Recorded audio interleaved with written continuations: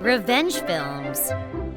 This is a story of an unbelievable disaster, more like a tragedy that happened at my daughter's coming-of-age ceremony. That year, my daughter was turning 20 years old and had her coming-of-age ceremony with her friends. My husband and I only had one child, and because she was a girl, I always wanted to make her look extremely beautiful on the day of her coming-of-age ceremony that happens once in a lifetime. However, as the day of the coming-of-age ceremony came closer, my mother-in-law came over to the house, even though she lived about 30 minutes away, and brought my husband's sister's kimono and said that she wanted our daughter to wear this for the ceremony. Actually, my husband had a sister 2 years older than him, but within a year of her coming-of-age ceremony, she unfortunately passed away in a car accident. That meant that the kimono was one of the limited-time items that my husband's deceased sister left behind. But my husband and I didn't want to make our daughter wear that without her knowing the full story behind it. So I asked my mother-in-law to speak directly to my daughter about it. My mother-in-law was crying as she spoke to my husband's sister about our daughter and her late aunt.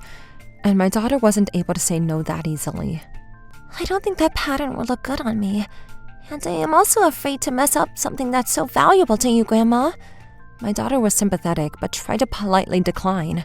Also, for my daughter's coming-of-age ceremony kimono, we already had a kimono prepared that my mother had provided years ago for my coming-of-age ceremony, and my daughter really liked that one.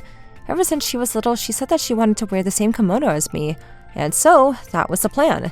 Just in case, I wanted to value my daughter's opinion, so I asked her once again what she wanted to do, and gave her the option to change the kimono. But my daughter said that she wanted to wear my kimono and that although she was grateful to her grandma, that this time her decision was not to wear it, and she politely declined. I thought my mother-in-law would understand, but after that day, I received a text from her by phone and messages. In the end, without a call in advance, she came barging into our house, nagging that the kimono that she had was more expensive and high quality, and that my daughter's kimono was going to be too flashy and cheap. My husband was angry at his mother for ignoring his daughter's wishes and forcing her own opinions onto her. That's enough already! She herself is saying that she wants to wear her mother's kimono, so you need to respect her wishes! My husband said that to her, but it had no effect whatsoever. Not only that, but she insisted that my daughter and my husband both actually wanted her to wear his late sister's kimono, but that I was the one that's making him say otherwise. We all had enough of this delusional behavior. My mother-in-law directed her attack towards my daughter, and because she was being pressured so much, my daughter folded and came to an agreement, under the condition that it was just to take photos in. My daughter reluctantly agreed to wear her late aunt's kimono, and for the actual ceremony, she'd be wearing my kimono, and that we would take photos of her in my husband's sister's kimono to send back to my in-laws before the ceremony. Perhaps even before that, my mother-in-law wasn't satisfied because she continued to send annoying phone calls and messages to me, so I ended up changing my cell number. Ever since then, I was finally freed of the phone calls that I was receiving 24/7, and I was relieved and felt the weight off my shoulders. Then the day of the coming-of-age ceremony, we dressed my daughter in her late aunt's kimono and took photos like we promised. But then for the actual ceremony, she wore my kimono that she had dressed herself in from the early morning, spending hours perfecting her look, and sent it off to the ceremony. I received a call from my daughter just in the afternoon, which I assumed was to let me know that the ceremony had finished, but I was shocked to hear a voice that wasn't my daughter's. It was actually her friend on the phone.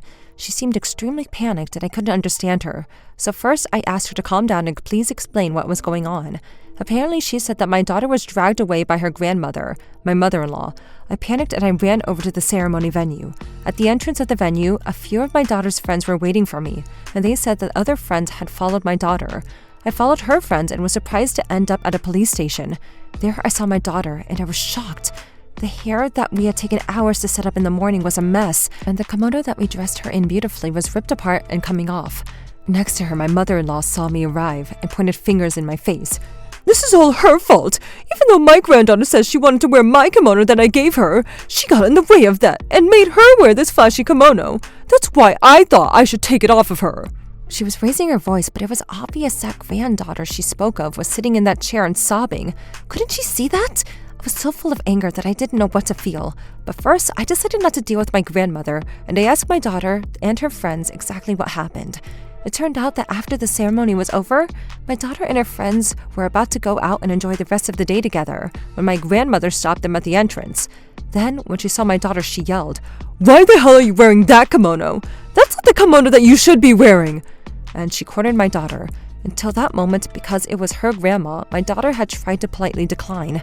But because she confronted her in front of her friends, she had reached her limit and tried to shoo her grandmother away. But then my mother-in-law lost it and she tried to force the kimono off of my daughter. And that was when things turned out into a disaster. Her friends called the police and both my daughter and my mother-in-law were taken into the police station. Before I went there, I had sent a message to my husband who was still at work. But he told his colleagues that he had an emergency and came running over. When my husband arrived and heard the situation, he was yelling and yelling at his mother. However, nothing was getting through to her, so my husband decided to remove his mother from the situation and take her back home to speak there. I then called the beauty salon and had my daughter's hair and makeup that day and told them about the emergency situation. They were happy to redo my daughter's hair and makeup, so I dropped her and her friends off at the salon. After that, I headed to my mother-in-law's house. When I got there, I heard about my mother's excuse for my husband, but it was exhausting. My in-laws ignored the fact that my daughter said she only agreed to wearing the kimono for the photos, and that, in reality, she wanted to wear their late daughter's kimono. And they said that for the day of the ceremony, they wanted to be prepared, and without telling us, they had hired a master of kimono dressing for the occasion. And then, on the day of, in the first place, we didn't know about any of this, so even though they had prepared, it was obvious that we wouldn't show up. But my mother-in-law thought it was strange that my daughter wouldn't come, so she went to the ceremony venue to confirm. And then when she saw my daughter come out, she saw that she was wearing my kimono, and assumed that she must have been forced to do it. So Anne said that she had to get her out of it, and that's why she acted that way she did. It seriously made no sense, and more than anything, my husband and I were at maximum anger that they would get in the way and ruin such an important day for our daughter. My husband also seemed to have reached his limit, and he cut off all ties with his parents on the spot. In the beginning, he said he could understand why he would want our daughter to wear that kimono. That's why he tried asking our daughter himself and tried to understand how his mother felt. However, they completely ignored our daughter's feelings and did such awful things that not only did they not apologize for, all they did was try to blame me for everything, so he had had enough. My father-in-law tried to tell us to understand how his wife felt, but I wanted to give those words right back at him. I don't know what he was saying, but they couldn't even know how our daughter must have felt this whole time. After that, my husband and I left his parents' place, but my husband was completely serious about what he said and immediately started searching for a new house for us to move in. After that, my daughter was beautifully redone at the salon and she was able to enjoy her coming-of-age ceremony in the end.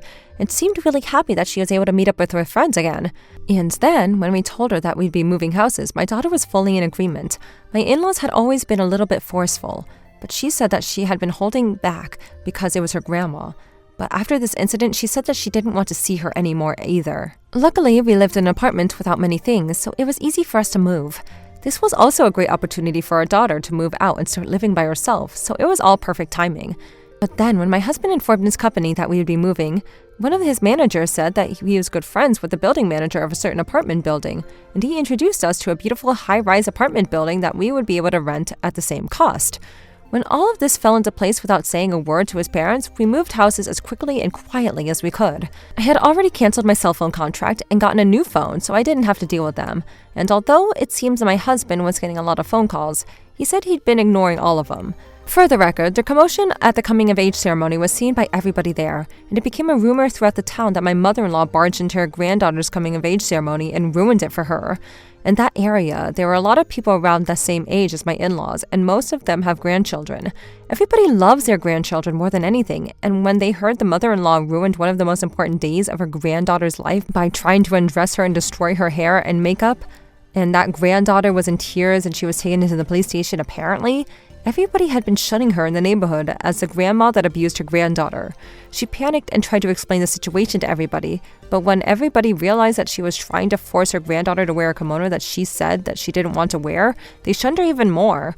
Nowadays, I heard that they're completely lonely and nobody would speak to them. I don't have any intention of ever speaking to those in-laws ever again, but truly, they got what they deserved. How was today's video? If you enjoyed it, please subscribe, like, and leave a comment. Stay tuned for more.